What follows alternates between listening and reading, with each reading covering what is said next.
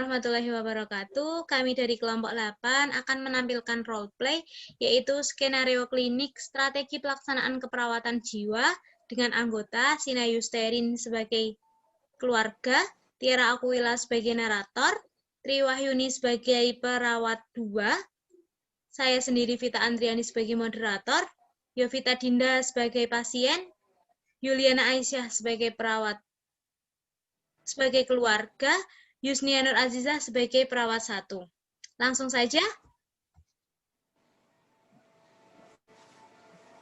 Gambaran kasus, seorang perempuan, Nyonya V, usia 26 tahun, dirawat di RSJ karena selalu menyendiri di kamar, menangis, dan mengatakan dirinya tidak berguna. Pasien memiliki riwayat gangguan jiwa sejak 5 tahun yang lalu, dan masuk ke rumah sakit jiwa untuk yang kedua kali.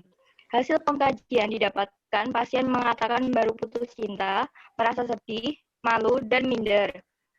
Pasien terlihat murung, malas berinteraksi, dan suka menyendiri.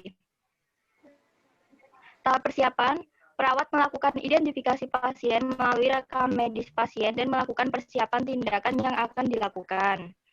Fase orientasi, suatu pagi pukul 8, di ruang perawat ada salah satu keluarga dari pasien menjenguk keluarganya.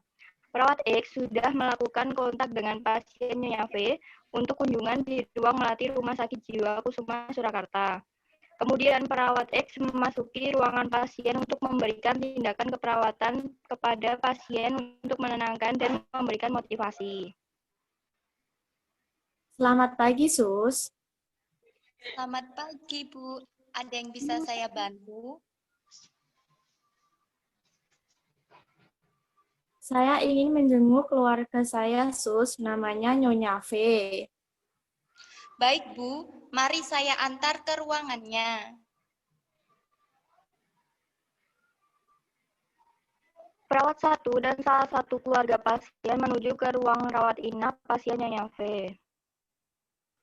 Baik, Bu. Ini ruangan rawat inap Nyonya V. Dan sebentar lagi akan ada salah satu perawat yang akan memberikan tindakan keperawatan kepada Nyonya V. Baik, Sus. Terima kasih. Sama-sama, Bu. Perawat 1 meninggalkan ruangan rawat inap Nyonya V dan kembali ke ruang perawat lagi. Beberapa menit kemudian, perawat 2 yang akan sudah melakukan kontak dengan Nyonya V sebelumnya untuk kunjungan di ruang melati Rumah Sakit Jiwa Kusuma Surakarta. Kemudian perawat X memasuki ruangan pasien untuk memberikan tindakan keperawatan kepada pasien untuk menenangkan serta memberikan motivasi. Assalamualaikum, Bu. Selamat pagi, Bu. Perkenalkan, saya perawat X yang berjaga pada pagi hari ini sampai nanti jam 2 siang. Waalaikumsalam, Sus. Baik, Sus. Baik, Bu. Di sini saya akan menanyakan kondisi Nyonya V. Apakah Ibu bisa memberikan informasi yang sedang dialami oleh Nyonya V? Tentu saja bisa, Sus. Nyonya V dulu 5 tahun yang lalu pernah masuk di RSJ dengan masalah skizofrenia. Namun setelah 2 tahun perawatan dinyatakan sembuh. Setelah dinyatakan sembuh, pasien berpacaran dengan seorang laki-laki yang merupakan teman di masa sekolahnya dulu. Tetapi laki-laki ini ternyata selingkuh dengan perempuan lain. Akhirnya Nyonya V merasa depresi, frustasi, stres akibat diputus laki-laki teman sekolahnya itu. Nyonya V selalu mengurung diri di kamar, menangis, dan mengatakan bahwa dirinya tidak berguna. Karena Nyonya V selalu mengurung diri di kamar, tidak berinteraksi dengan yang lain, akhirnya kami sekeluarga bawa Nyonya V ke RSJ lagi. Baik, Bu. Terima kasih atas informasi yang sudah diberikan. Lalu izinkan saya untuk mengajak bicara kepada Nyonya V ya, Bu. Sama-sama, Sus. Oh, silahkan, Sus.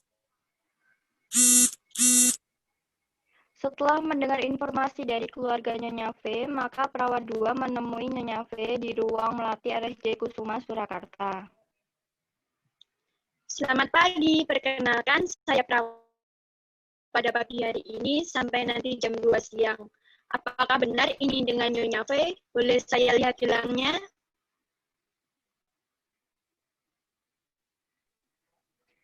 Pasien hanya terdiam, tidak menjawab pertanyaan perawat. Pasien hanya duduk terlihat murung dan menundukkan kepalanya.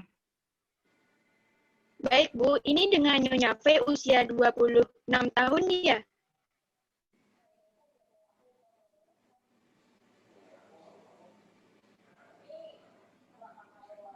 Pasien hanya menganggukkan kepala. Bagaimana kabar Bu V hari ini? Ibu V terlihat sedih ya? Bagaimana kalau kita bercakap-cakap tentang kemampuan dari kegiatan yang pernah Ibu V lakukan sebelum masuk ke sini? Setelah itu, kita nilai kegiatan yang masih dapat dilakukan di rumah sakit. Setelah kita nilai, kita akan pilih satu kegiatan untuk kita latih, di mana kita duduk, bagaimana kalau di taman.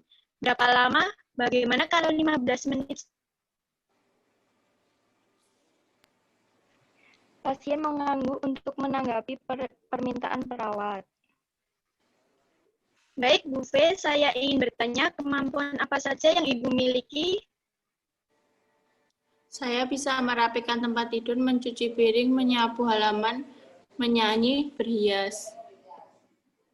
Wah, bagus sekali. Ada 5 kemampuan dan kegiatan yang dimiliki Ibu V. Bu V, dari 5 kemampuan dan kegiatan ini, mana yang bisa dilakukan di rumah sakit? Coba kita lihat. Bagus sekali. Ada 3 kemampuan dan kegiatan yang bisa dilakukan di rumah sakit. Sekarang Bu V pilih salah satu yang mana bisa dilakukan di rumah sakit ya. Menunjuk daftar kemampuan dan kegiatan yang nomor 1, yaitu merapikan tempat tidur. Oh, yang nomor 1, merapikan tempat tidur. Kalau begitu, bagaimana kalau sekarang kita latihan merapikan tempat tidur Bu V? Mari kita lihat tempat tidur Bu V, apakah sudah rapi tempat tidurnya? Ya, Sus. X dan Nyonya V menuju ke ruang melatih. Setelah sampai di ruang perawat, mengajarkan kepada Bu V cara merapikan tempat tidur dan memberikan pujian setelah Nyonya V melakukan kegiatan. Nyonya V melakukan sesuai arahan perawat X. Kalau kita mau merapikan tempat tidur, mari kita pindahkan dulu bantal dan selimutnya. Bagus. Sekarang kita angkat spraynya. Dari kasurnya kita balik. Nah, sekarang kita pasang lagi spraynya. Kita mulai dari atas ya, bagus. Sekarang sebelah kaki tarik dan masukkan. Lalu sebelah pinggir masukkan. Sekarang ambil bantal, rapikan, dan letakkan di sebelah atas atau kepala. Mari kita lipat selimut, lalu letakkan sebelah bawah atau kaki. Bagus sekali.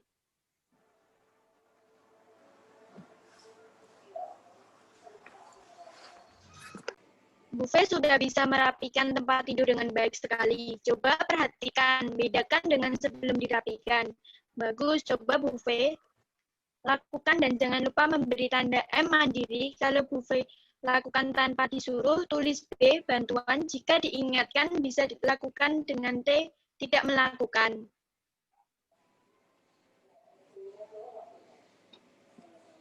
Bagaimana perasaan Bu V setelah kita bercakap-cakap dan latihan merapikan tempat tidur? Ya, Bu V ternyata banyak memiliki kemampuan yang dapat dilakukan di rumah sakit ini. Salah satunya merapikan tempat tidur yang sudah Bu V praktekkan dengan baik sekali. Nah, kemampuan ini dapat dilakukan juga di rumah setelah pulang. Sekarang mari kita masukkan pada jadwal harian Bu V, mau berapa kali sehari menerapkan tempat tidur? 2 kali, Sus.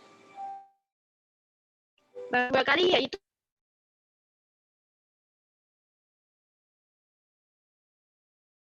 kita latihan lagi kemampuan yang kedua. Bu V masih ingat kegiatan apa lagi yang mampu dilakukan di rumah sakit selain merapikan tempat tidur?